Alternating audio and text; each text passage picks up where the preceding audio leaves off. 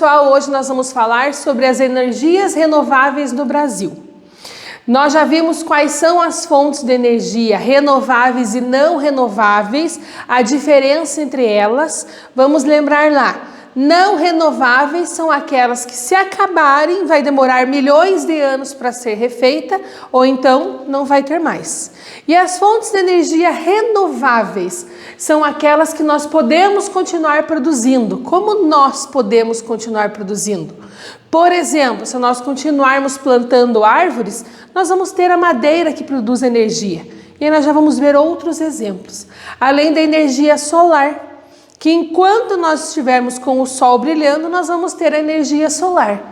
Como assim? Um dia o sol vai acabar? Pesquisadores acreditam que sim. Mas se o sol apagar, como é uma estrela e ele apaga, o que vai acontecer? Nós não vamos mais precisar de fontes de energia. Por quê? Porque se o sol apagar, nós todos já vamos ter morrido ou vamos morrer nas próximas horas, devido ao frio e à escuridão. Vamos ver como é o aproveitamento dessas fontes de energia renováveis no nosso país. Aqui nós temos o gráfico da matriz energética brasileira. O que é matriz energética? É como e quais são as fontes de energia mais utilizadas no nosso país. Observem o gráfico. De acordo com o gráfico, a fonte de energia mais utilizada no Brasil é a energia hidrelétrica, representada por toda essa parte azul.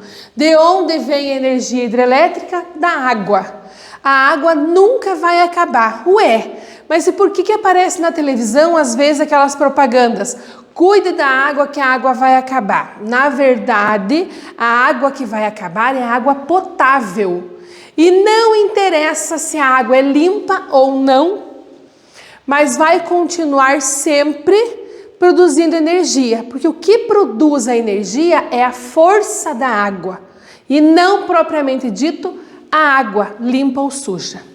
Segunda fonte de energia mais utilizada no Brasil, gás natural. O gás natural pode ser utilizado tanto para o gás de cozinha quanto para abastecimento de automóveis.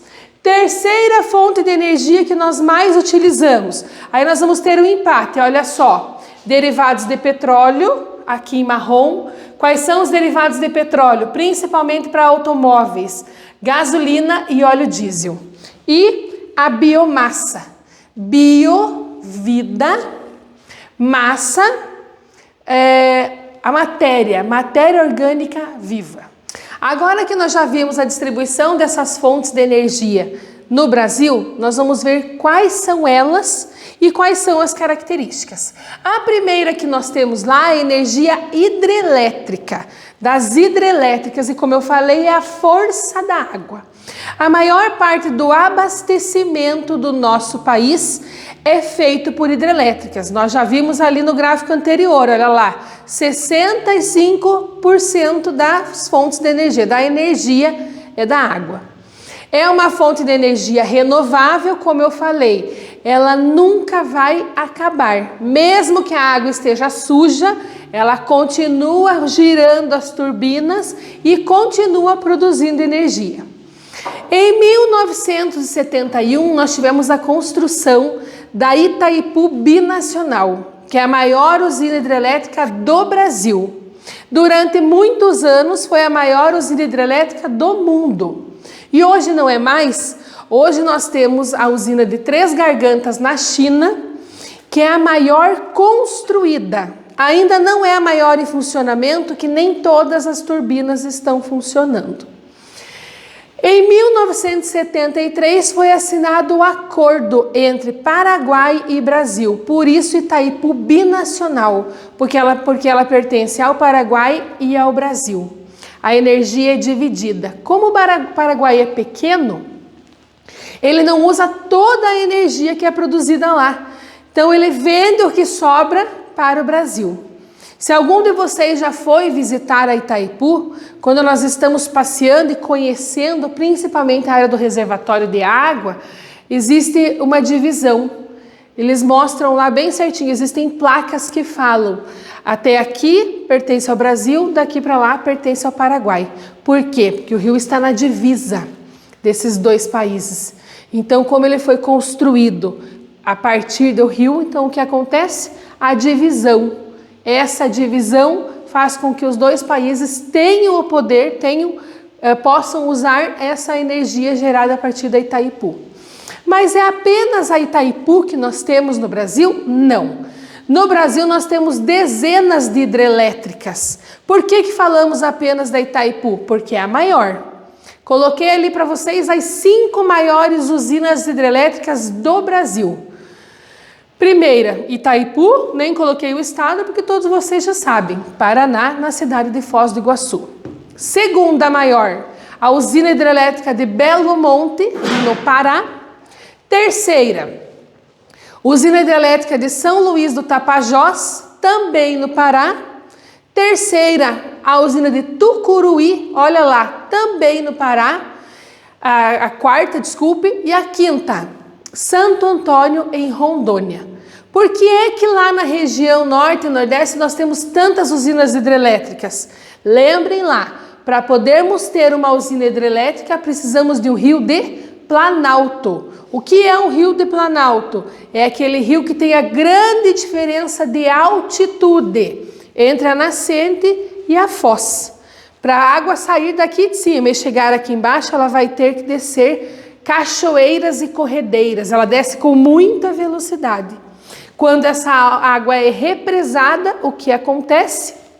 Ela vai gerar energia. As hidrelétricas, elas têm pontos negativos? Sim. O ponto positivo é que ela não polui. Qual é o ponto negativo? Primeiro, o represamento dessa água para a produção de energia vai fazer o quê? Vai alagar toda a área.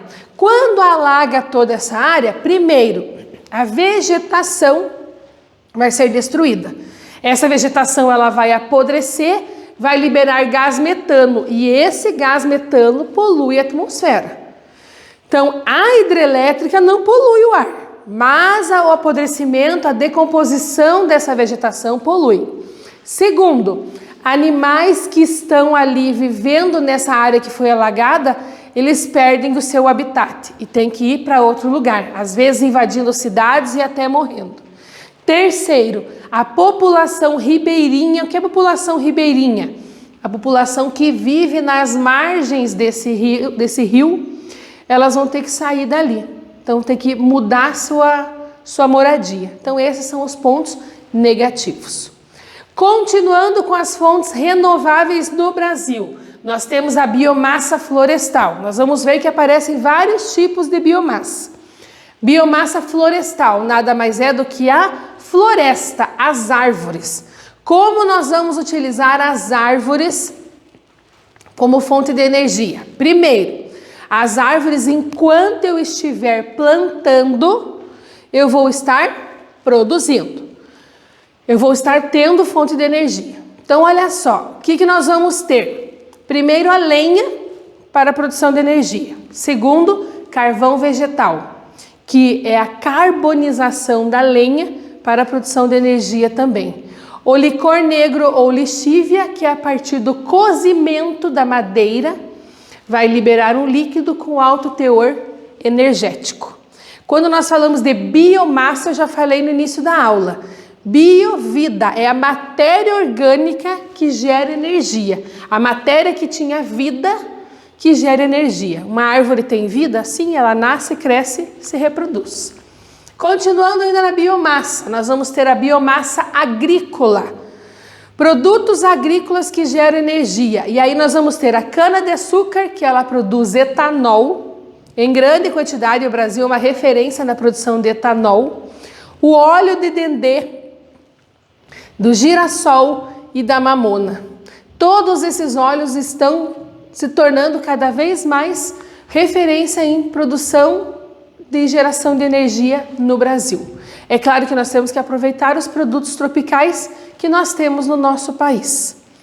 Próximo lá, biomassa de rejeitos urbanos industriais. Nada mais é do que o lixo, matéria orgânica tanto das casas quanto das indústrias.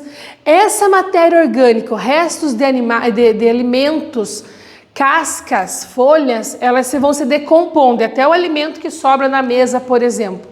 Esse alimento se decompõe e libera um gás. Esse gás, se canalizado, ele pode gerar energia. Como curiosidade, as cidades do ABC paulista, as cidades de São Bernardo, São Caetano, Santo André, ali em volta de São Paulo, da grande São Paulo, o que acontece?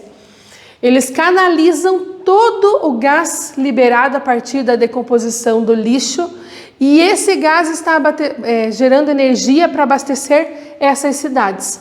Então veja, um gás que poderia poluir a atmosfera está gerando energia. Próximo lá. Outras fontes de energia renováveis que nós temos no Brasil.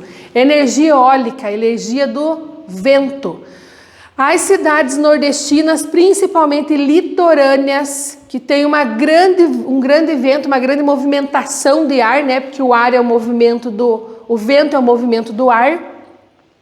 Essas cidades litorâneas têm grandes turbinas eólicas e o Nordeste é a região que mais produz energia eólica no Brasil. E o estado que mais produz energia eólica no Brasil é o Ceará. Temos também energia solar. Energia solar são placas fotovoltaicas utilizadas para geração de energia. O custo ainda da implantação é muito caro. Quais são os estados que mais aproveitam a energia solar? Minas Gerais, São Paulo, Rio Grande do Sul, Rio de Janeiro e Paraná. E por último, a energia maremotriz, que é a subida e descida das marés. A água do oceano sobe e desce, são instaladas turbinas e a partir deste movimento vai poder captar as fontes, vai captar o movimento e transformar em energia. Do mesmo jeito que na usina hidrelétrica dos rios, que a água passa por turbinas e gera energia, na maremotriz também. A subida e descida vai movimentar turbinas e gerar energia. Ponto negativo da energia maremotriz, que aí não pode ser utilizada aquela região para o turismo, né, para o banho dos turistas, das pessoas que vão visitar, e também acaba destruindo o habitat dos animais que viviam ali naquela região. Então essas foram as fontes de energia, a matriz energética do Brasil. Como ela é utilizada e em quais locais nós vemos em maior ou menor quantidade. Então é isso, até a próxima.